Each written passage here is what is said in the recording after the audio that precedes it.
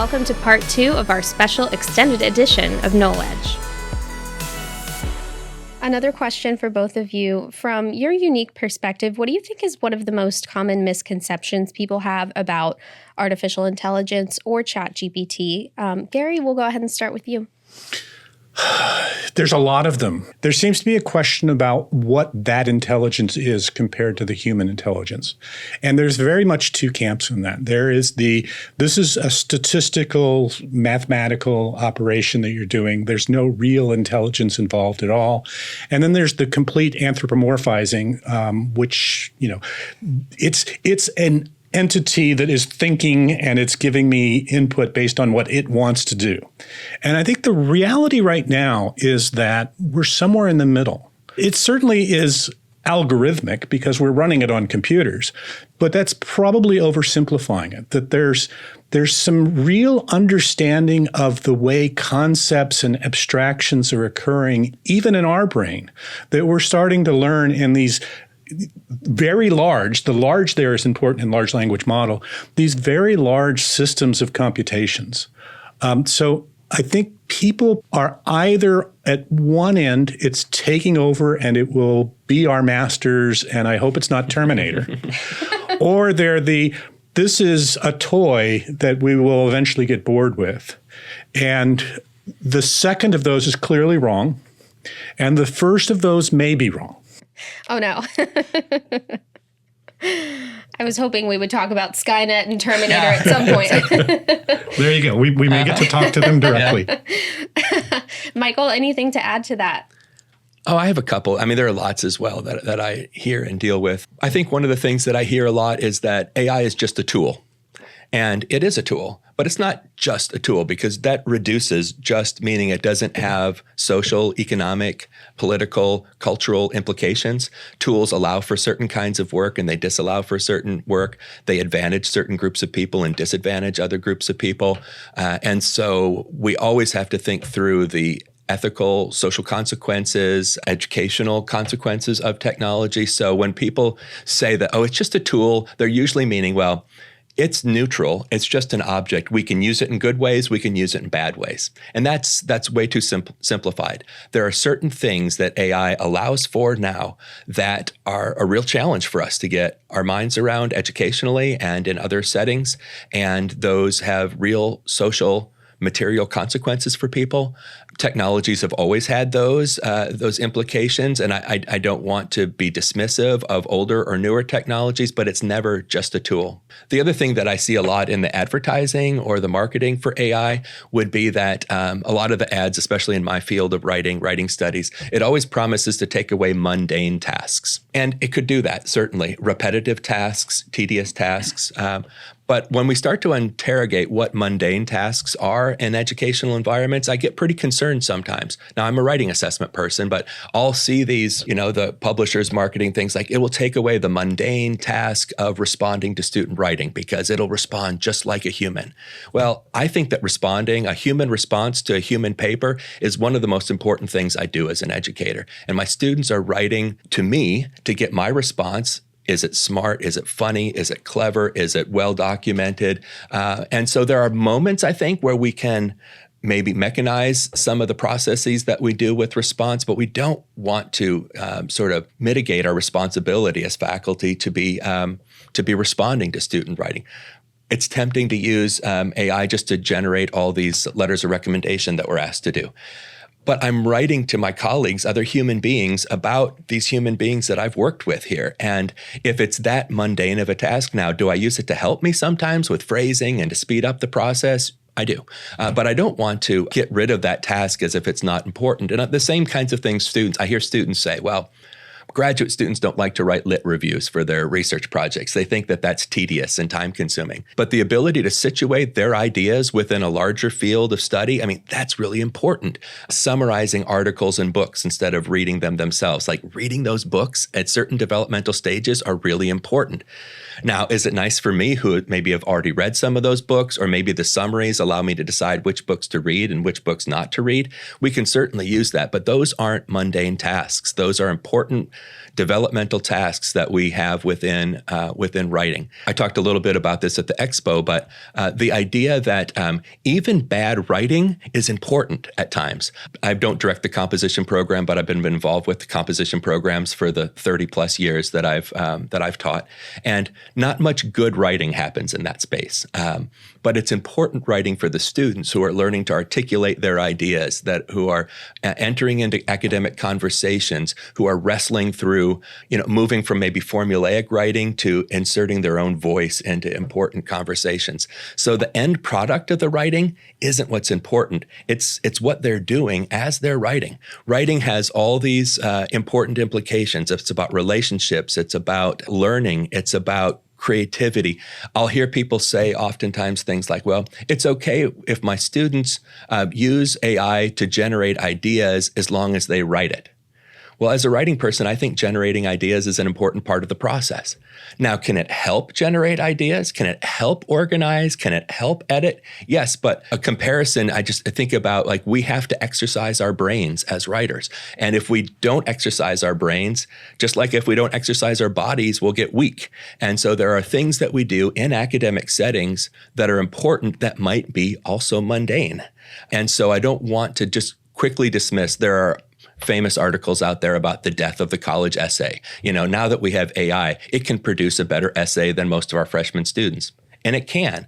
If our goal was if writing is just the production of a particular paper, but it's the thinking and the wrestling and the struggle and the entering into new discourse communities and the consequences, dealing with my identity as a writer and who my audience is and how I'm going to make appeals to specific audiences. Those are really human aspects of writing that can be supplemented with AI, but I don't want to see them replaced with it. So yes, let's talk about the mundane, but let's be careful not to just dismiss certain things that are mundane that actually are an important part of the educational process of human life, of our interaction with other people and our place in the world. It's about the journey, not the destination, right? Yeah. We've been trying to tell people that in writing for about 40 plus years, but everyone wants to look at a polished product as if that's what's really important about writing, and it's not. Yeah, that's a great point. Well, as technologies advance, we lose things. So I do this with my class. I say, point north.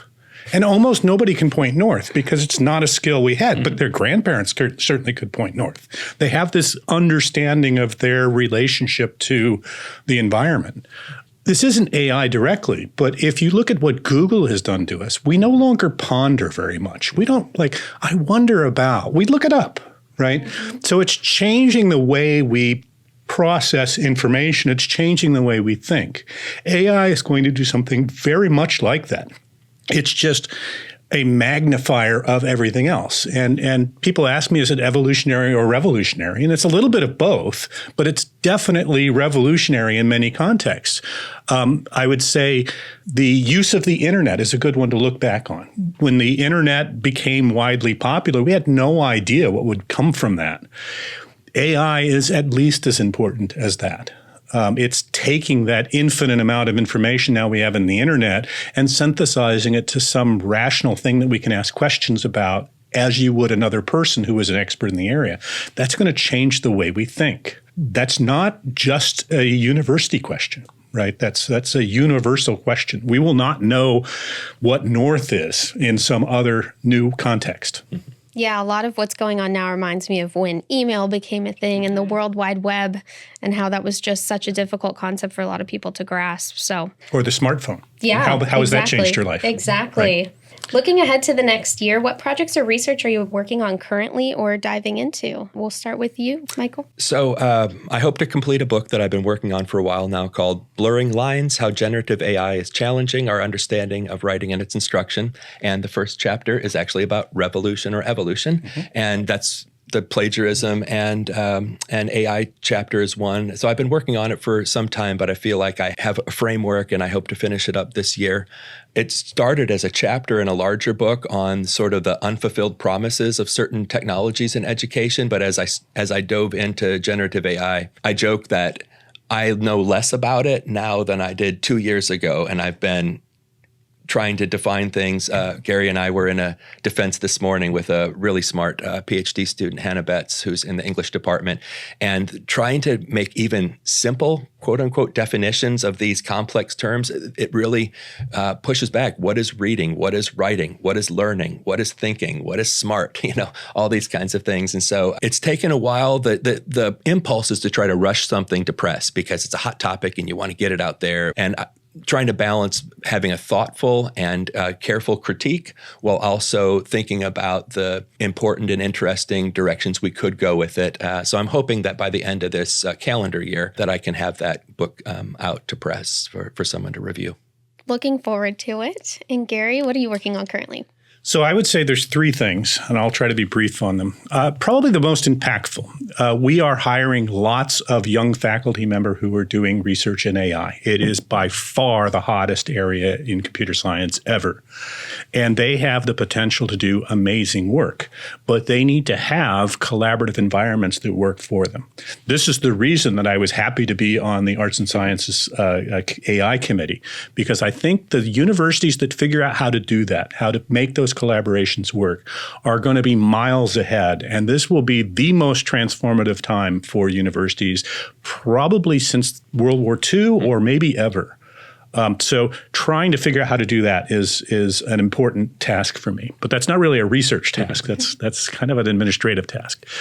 On the research side, I think there's two issues that I find compelling over the next 10 or so years. You mentioned use of AI in music and art, and I actually think that is at the forefront. They fundamentally think of problems differently than scientists do. Scientists tend to seek a truth. Can you tell me the answer to this? That is not what an artist or musician does. They do not say, give me a composition for this.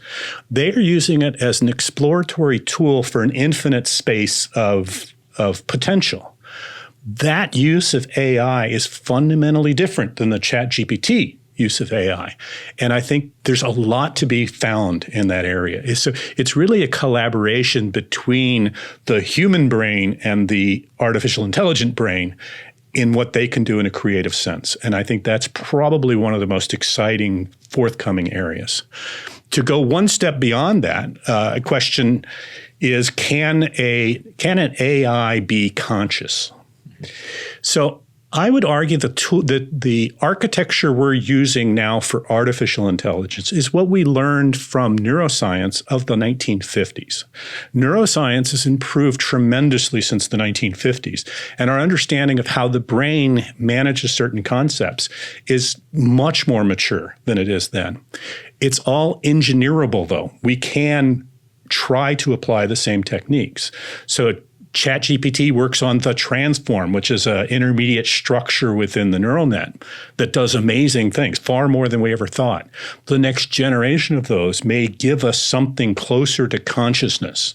And I think that's probably the most interesting challenge right now. It is, how far do we go, and whether we should perhaps go from a mechanistic great search algorithm with a LLM interface to something that actually understands its own existence and all the benefits that would give and some of the issues that would give. Do we know we can do that? No, right? We don't understand our own consciousness, but we haven't found anything that prevents us yet. And I think that longer term here means 10 years, right? Our foot is on the accelerator and we are going faster every year. So if you want to think about it, where we're going to be in 100 years is more like the reality of where we're going to be in 10 years. And I think those questions are interesting to answer. We'll learn a lot on the way, and we'll see what comes of it. I think we need to have you both on the podcast again in a year or 2 years and see where things stand. But I love the foot on the accelerator analogy. That's a great one. So we end every single podcast with our bowl of mystery questions. So if, Gary, you would like to do the honors and draw one of those. You're going to let me start? I've got to think. What I love most about my job is the fact that I can continue learning stuff. So I think we live in the luckiest time in history because things are changing so rapidly. Now, that can be overwhelming. It certainly is overwhelming in many instances, but it also gives us, I'm getting older. Right? I'm not going to be running around a marathon or something like that. It gives us something to interest us, whatever our age is, for the rest of our life, and we're going to get more and more of that. And I think that's why you come to a university. You want to learn. That's why I'm on your students' dissertation committee, because trust me, I could never earn a PhD in English. And I'm doing another one pretty soon in particle physics. And I certainly am not a physicist, but I get to learn new stuff all the time. And I've got tools that actually make that approachable to me. I think it's a golden age for enjoying life. Love it. That's a great response. What's one item you can't live without? In some ways, I would hope there's no item that I couldn't live without, because I think for life, it's about relationships, and it's about people, and it's about teaching, and it's about family, and it's about my dog, and it's about, all the exciting things that are happening. But the reality is that there's probably a lot of things that I can't live without. To Gary's point earlier, I'm pretty good about navigating, but I couldn't make my own food if I were, in a situation, or, if I didn't have my own shelter. I'm not handy to, create these things. I guess I live with the creature comforts of the 21st century and enjoy having an air-conditioned house and a car to drive back and forth in. But, every once in a while we give up items for a time to see how we can live without them. Around the election season this last year, I just got off social media altogether. And it was so healthy for me, right? I was able to breathe and be in this world and interact with people I love in healthier and better ways. Now I've snuck back on it a little bit, but just trying to think about what we can't live without. The easy answer is, everything's on my computer or my phone on some level. My teaching, my contacts and information, my navigation, recipes that I cook with, all these things. So there's probably a lot of things that I couldn't live without, but I would hope that I've become less needing of items and more needing of people and human interaction. Love the way that you both answered. That was wonderful.